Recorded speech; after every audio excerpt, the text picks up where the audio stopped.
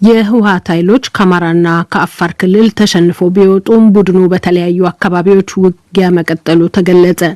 ዶይቼ ቬለ ያነጋገራቸው የኢትዮጵያ መከላከያ ሰራዊት ከፍተኛ ባለስልጣን ቡድኑ ከውጭ ኃይሎች ጋር በቀጥታ ግንኙነት የሚፈጥርባቸው መንገዶች የሉትም ብለዋል። ከታህሳስ ወር መጨረሻ ቀናት ወዲህ እስካሁን ባለው ጊዜ ትግራይ ውስጥ በአየር ጥቃት ቢያንስ 108 ንጹሃን ሰዎች ተገለዋል ሲል የተባበሩት መንግስታት ድርጅት አመለከተ።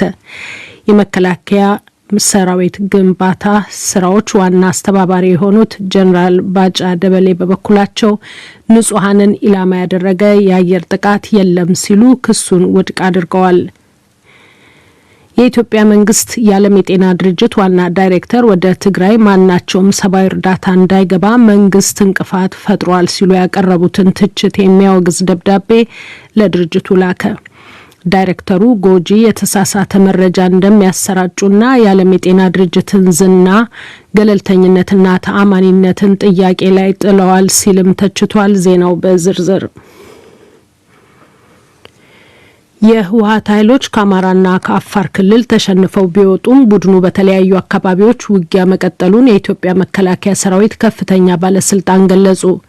ሰሜን ሸዋ ድረስ ዘልቆ የተለያዩ ጥፋቶች እንዳደረሰ የሚገለጸው የህወሓት ኃይል ከሳምንታት በፊት ከአማራና ከአፋር ክልሎች መውጣቱ ቢገለጽም በአባዓላ በአበርገሌ እንዲሁም በማይጸብሪ በኩል ውጊያ አለመቆሙ እየተነገረ ነው።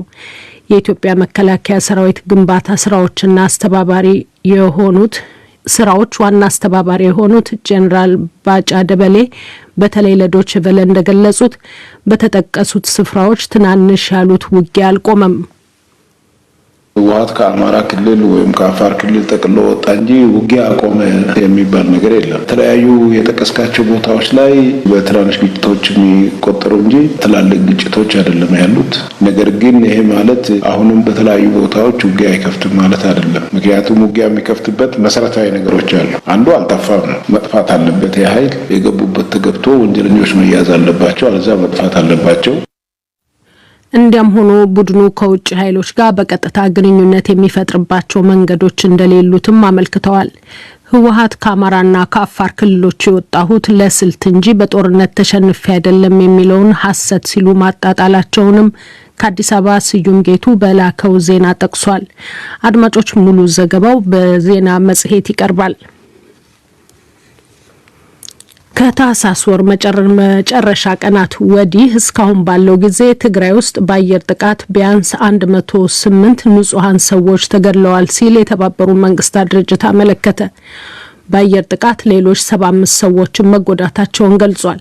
የመንግስታቱ ድርጅት የሰብአዊ ጉዳዮች አስተባባሪ ኦቻ ባወጣው ዘገባ ሰብአዊ ቀውስ በአካባቢው አንዣቧል ሲልም አሳስቧል። ወታደራዊ ያልሆኑ ቦታዎች የጥቃት ኢላማ ሆነዋል ያለው ድርጅቱ አክሎም የኢትዮጵያ ባለስልጣናት የሲቪሎችን ደህንነት እንዲያረጋግጡም ተማጽኗል። የድርጅቱ የሰብአዊ ጉዳይ ዘርፍ ቃል አቀባይ ሊዝ ሮትስል የተጎዱ ሲቪሎችና ንብረቶችን የሚያመላክቱ ዘግናኝ ዘገባዎች እንደደረሳቸውና በዚህም ስጋት እንደገባቸው ዛሬ ጄኔቫ ላይ ለዘጋቢዎች ተናግረዋል። ደደቢት ላይ የሀገር ውስጥ ተፈናቃዮች የተጠለሉበት ስፍራም የአየር ጥቃት ኢላማ እንደነበር፣ ባለፈው ሳምንትም በርካታ የአየር ጥቃት መድረሱን የሚያመላክት መረጃ እንደደረሳቸው መናገራቸውን አዣንስ ፍራንስ ፕሬስ ዘግቧል። ዶይቼ ቬለ ከአየር ጥቃት ጋር ተያይዞ የሚቀርበውን ወቀሳ በማንሳት ጥያቄ ያቀረበላቸው የኢትዮጵያ መከላከያ ሰራዊት ግንባታ ስራዎች ዋና አስተባባሪ የሆኑት ጀነራል ባጫ ደበሌ ሲቪሎችን ኢላማ ያደረገ ጥቃት አልተደረገም ሲሉ ክሱን አጣጥለዋል። የትግራይ ህዝብ ከማንም በላይ ለኔ ወንድሜ ነው፣ ህዝባችን ነው። ከማንም በላይ የምንሳሳለት እኛ ነን። አየር ኃይል ይሁን፣ እግረኛ ይሁን፣ መድፈኛ ይሁን፣ የድሮን ቲም ይሁን፣ ሁሉም ሩልስ ኦፍ ኢንጌጅመንት አላቸው። ንጹሃን ዜጎችን በአየር የሚደበድብ የለም፣ አልተደረገም። ይህ በእንዲህ እንዳለም የዓለም የምግብ ድርጅት የሚያከፋፍለው የእርዳታ ክምችት እያለቀበት መሆኑን አመልክቷል። የድርጅቱ ቃል አቀባይ ቶማስ ፔሪ ለጋዜጠኞች እንደተናገሩት በትግራይ አጎራባች አካባቢዎች ውጊያ በመጠናከሩ ነዳጅና ምግብ ማሳለፊያው መስመር ተዘግቷል። የኢትዮጵያ መንግስት የዓለም የጤና ድርጅት ዋና ዳይሬክተር የሰነዘሩትን ትችት በማውገዝ ደብዳቤ ለድርጅቱ ላከ። ከ4 ዓመታት በፊት ዶክተር ቴዎድሮስ አድሃኖምን ለዓለም የጤና ድርጅት ዳይሬክተርነት ኢትዮጵያ እንደጠቆመች ያስታወሰው የአሶሲኤትድ ፕሬስ ዘገባ የሚጠበቅባቸውን ሙያዊ ታማኝነት አልተወጡም ሲል የውጭ ጉዳይ ሚኒስቴር በላከው ደብዳቤ መክሰሱን ጠቅሷል። አክሎም ደብዳቤው ዋና ዳይሬክተሩ ጎጂ የተሳሳተ መረጃ እንደሚያሰራጩና የዓለም የጤና ድርጅትን ዝና፣ ገለልተኝነትና ተአማኒነትን ጥያቄ ላይ ጥለዋል ማለቱንም ዘገባው አመልክቷል። የዓለም የጤና ድርጅት ዳይሬክተር ዶክተር ቴዎድሮስ ረቡዕ ዕለት በሰጡት ጋዜጣዊ መግለጫ ድርጅቱ ወደ ትግራይ ክልል ከሐምሌ ወር ወዲህ ምንም አይነት አቅርቦት ማስገባት እንዳልቻለ በመግለጽ ያልተገደበ የሰብአዊ እርዳታ አቅርቦት እንዲኖር ጠይቀዋል። ከፍተኛ የመድኃኒት አቅርቦት እጥረት መኖሩን የሚያመላክት መረጃ ከትግራይ እንደደረሳቸው የገለጹት ዶክተር ቴዎድሮስ በትግራይ እንደሚታየው ያለ ነገር በሌላ ቦታ እንዳልታየ በመግለጽ የተለያዩ እርዳታዎች እንዳይገቡ በመንግስት ተጥሏል ያሉት እገዳ እንዲነሳም አሳስበዋል። የኢትዮጵያ መንግስት በበኩሉ የዓለም የጤና ድርጅት ዳይሬክተሩ ያሉበትን ዓለም አቀፍ ቢሮ ስልጣን የራሳቸውን የፖለቲካ አጀንዳ ለማራመጃነት አውለውታል ሲል ከሷል። በድርጅቱ ዳይሬክተር ላይ ከኢትዮጵያ የቀረበውን ክስ አስመልክቶ የዓለም የጤና ድርጅት እስካሁን የሰጠው ምላሽ የለም። ባለፈው መስከረም ወር ፈረንሳይ፣ ጀርመንና ሌሎች የአውሮፓ ሀገራት ቴዎድሮስ ለሁለተኛ ጊዜ የዓለም የጤና ድርጅት ዳይሬክተር እንዲሆኑ ድጋፋቸውን ሰጥተዋል። በድርጅቱ ታሪክ የገዛ ሀገራቸውን ድጋፍ ያላገኙ የመጀመሪያው እጩ ቴዎድሮስ አድሃኖም መሆናቸውን ዘገባው አክሎ አመልክቷል። የቀጣይ 5 ዓመት ስልጣናቸው የሚጸድቀው በመጪው ግንቦት ወር ይሆናል። አድማጮች የምትከታተሉት የዶይቼ ቬለ ዲደብሊውን ዜና ነው።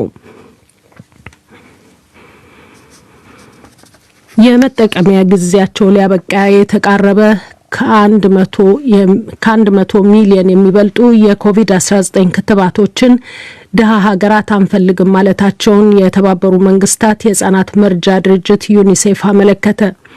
ጊዜያቸው ሊያበቃ መሆኑ የተነገረው ክትባቶች ባለፈው ታህሳስ ወር ብቻ በዓለም አቀፉ የክትባት መርሃ ግብር ኮቫክስ አማካኝነት የቀረቡ እንደነበሩ የዩኒሴፍ የአቅርቦት ዘርፍ ዳይሬክተር ለአውሮፓ ፓርላማ ገልጸዋል። የመጠቀሚያ ጊዜያቸው ሊያበቃ የተቃረበው አንድም ተቀባዮቹ ሀገራት ክትባቱን የሚያቆዩበት አመቺ ሁኔታ ካለመኖሩ ጋር እንደሚገናኝም ነው ያመለከቱት። ለሁሉም እንዲዳረስ የቆዩ ክትባቶች ምክንያት እንዳይሆኑ በቅርቡ የተዘጋጁትን የመላክ ዝግጅቶች መኖራቸውም ተገልጿል። ዘገባው እንደሚለው በአብዛኞቹ ሀገራት ክትባቶቹ በእርዳታ ቢቀርቡም ያለመከተብ አዝማሚያ በመኖሩ በወቅቱ ስራ ላይ እንዳይውሉ ሌላው ምክንያት ነው። የዩኒሴፍ መረጃ እንደሚያመለክተው 681 ሚሊዮን ክትባት በአሁኑ ጊዜ በ90 ድሃ ሀገራት ተከማችቶ ይገኛል። በብዙዎቹ ሀገራት ለምሳሌ እንደ ዴሞክራቲክ ኮንጎና ናይጄሪያ ባሉት አብዛኛው ክትባት ስራ ላይ አልዋለም። የዓለም የጤና ድርጅት እንደሚለው በያዝነው ጥር ወር በበለጸጉ ሀገራት 67 በመቶ የሚሆነው ህዝብ ክትባት ያገኘ ሲሆን በደሃ ሀገራት ግን ገና 8 በመቶ ብቻ ነው የተከተበው።